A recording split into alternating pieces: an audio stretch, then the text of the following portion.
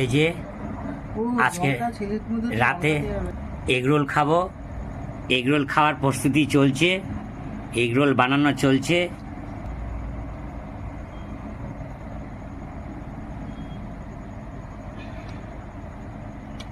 এই যে শসা দেওয়া হলো, সস দেওয়া হলো,